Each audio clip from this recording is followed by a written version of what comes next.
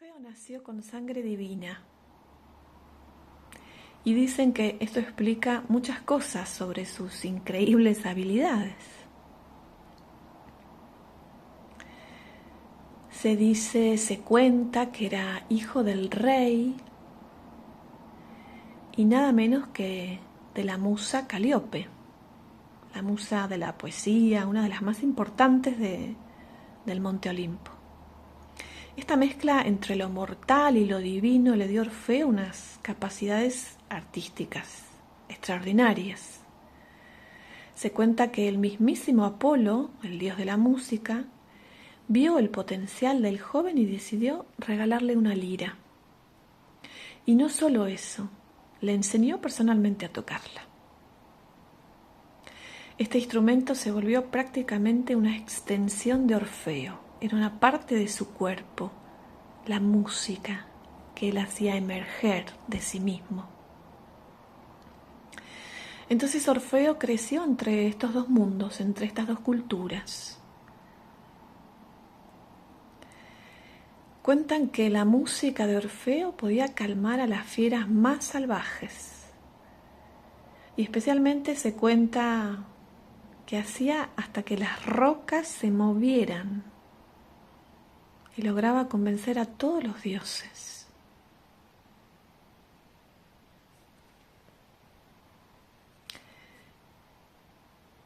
Conectaba especialmente con el mundo de la naturaleza. Los animales se le acercaban, las fieras, como dije recién, se domesticaban, pero también todos los animales se sentían magnetizados, atraídos hacia la música de Orfeo.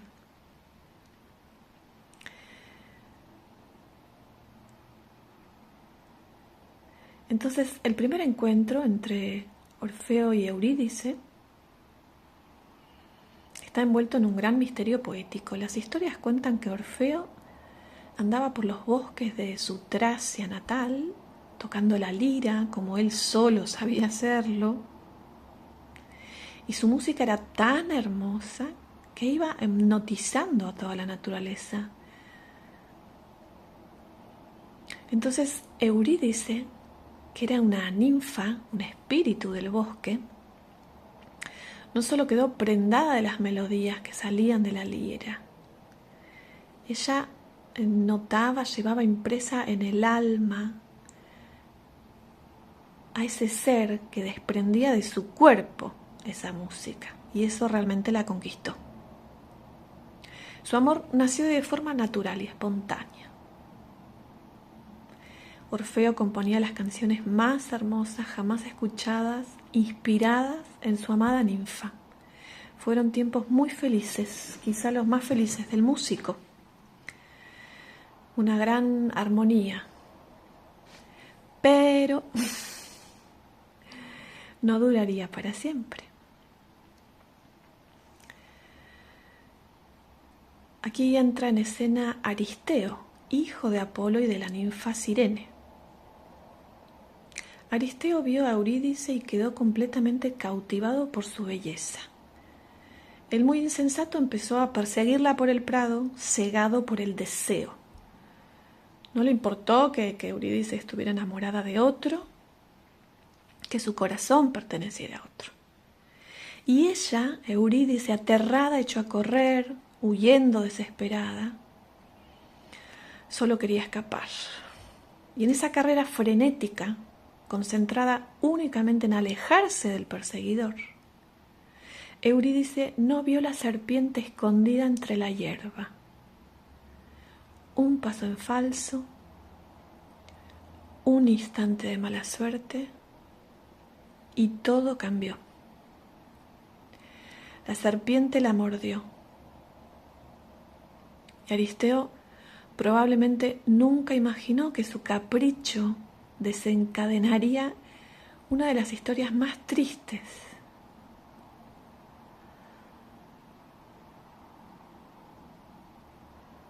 Quizá no fue solo un accidente. Quizá había un escenario más grande, una gran transformación. como muchas veces algunas tragedias se esconden.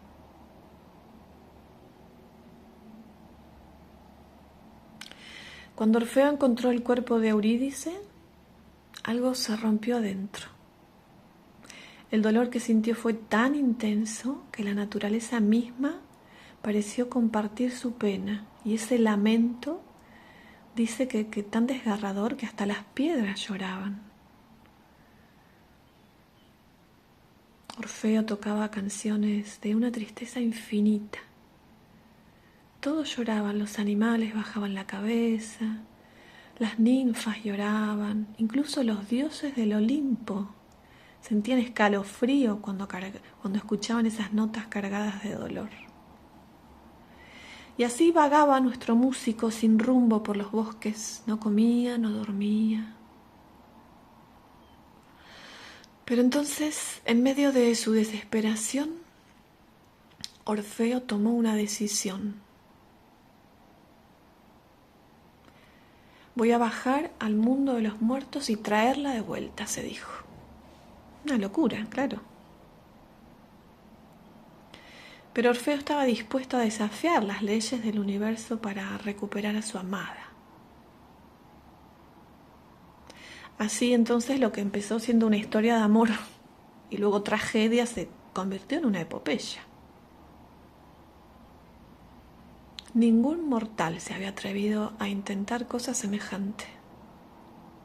Bajar vivo al reino de los muertos. No es que era un parque de diversiones.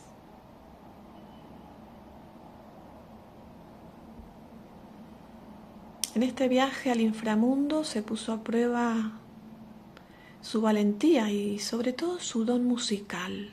Orfeo solo llevaba su lira, su voz.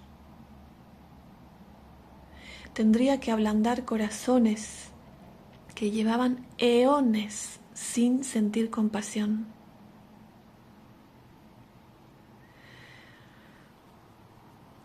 Así que Orfeo estaba a punto de poner todo esto a prueba. Con su lira apretada contra el pecho,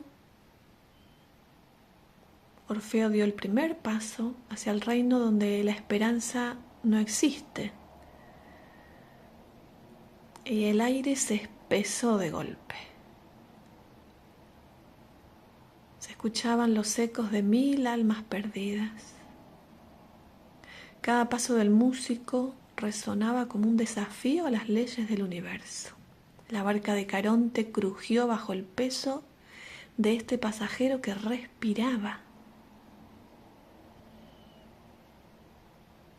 Las aguas oscuras chapoteaban contra el casco. En la orilla opuesta los esperaba Cerbero, un monstruo de pesadilla de 3 cabezas y ojos como brasas. Pero cuando Orfeo rozó las cuerdas de su lira, algo mágico ocurrió. Las notas flotaron en el aire como si fueran mariposas de luz, una melodía tan bella, tan cargada de dolor humano, que el guardián infernal quedó paralizado,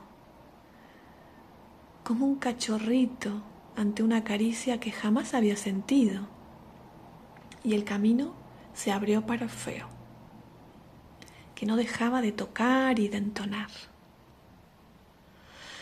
Las almas se arremolinaban a su alrededor, sedientas de esa música que las hacían recordar lo que era sentir.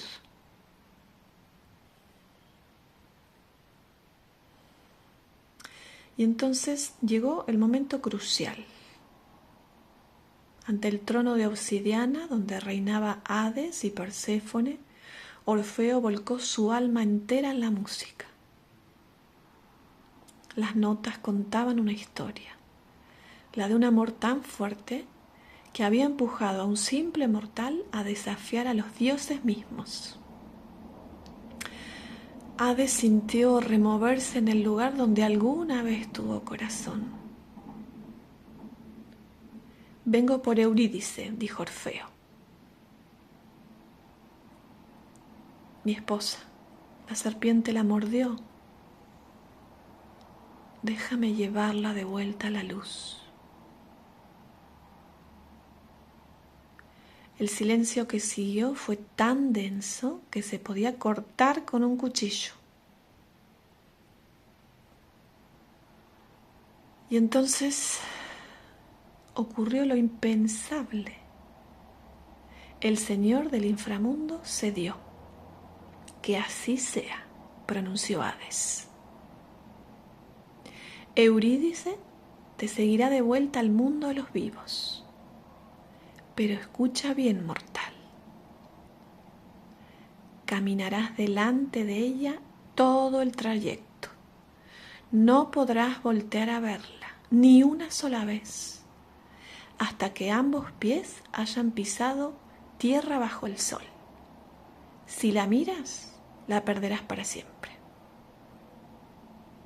Orfeo casi se desmaya de la alegría y aceptó sin dudar. Y escuchó los pasos suaves de su amada detrás de él y comenzó el ascenso. Tocaba su lira suavemente, una melodía de esperanza para guiarla en la oscuridad. El camino serpenteaba hacia arriba, interminable. Cada vuelta una tortura de anticipación. La luz se filtraba desde arriba, primero tímida, luego brillante. El corazón de Orfeo latía desbocado. Podía oler el pasto, sentir la brisa, solo unos pasitos más, solo unos pasitos más. Pero entonces la duda lo atacó como una serpiente venenosa. ¿Y si todo era una cruel broma de los dioses? ¿Y si caminaba solo, engañado, mientras Eurídice seguía prisionera en las sombras? La incertidumbre lo devoró. No pudo resistirlo. En el último segundo, cuando el sol ya acariciaba su rostro, Orfeo giró la cabeza. El tiempo se detuvo. Ahí estaba Eurídice, hermosa, traslúcida, mirándolo con un amor infinito y un dolor inmenso. Y su figura comenzó a desdibujarse, a retroceder como el humo. Orfeo extendió los brazos, pero sus manos solo agarraron aire. Las puertas del inframundo se cerraron con un estruendo final.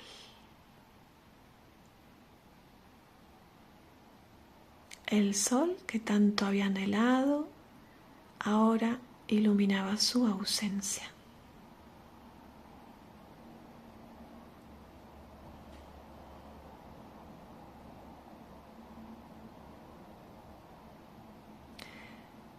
Las fuentes antiguas hablan de un hombre destrozado por el dolor. Y este periodo Orfeo casi que rechazaba al mundo y se dedicó exclusivamente a perfeccionar su arte, a dedicarse a escuchar él su propio sonido.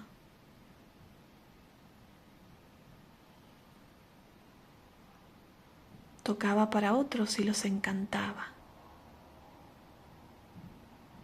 Ahora tocaba para sí mismo en ese gran dolor que sentía, pero tocaba para él.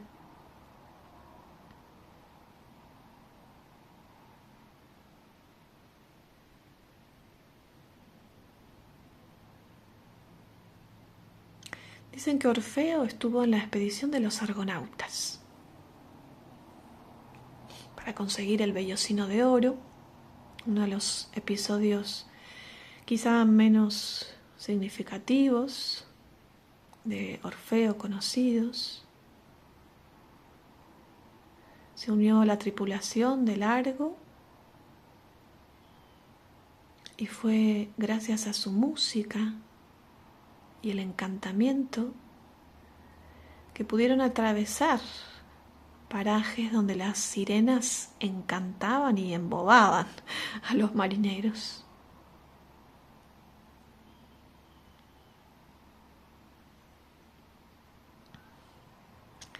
Él cantaba con una gran belleza y potencia.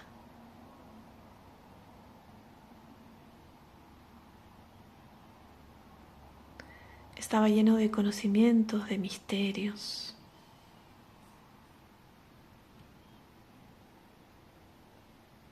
A pesar de todo, la fuerza y el poder de su corazón seguían ahí.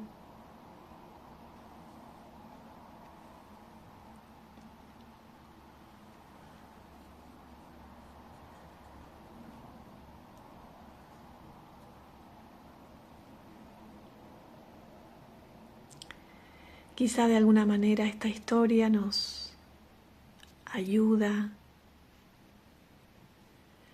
a ejercitarnos en el confiar. Nos deja la enseñanza de confiar en los devenires de la vida.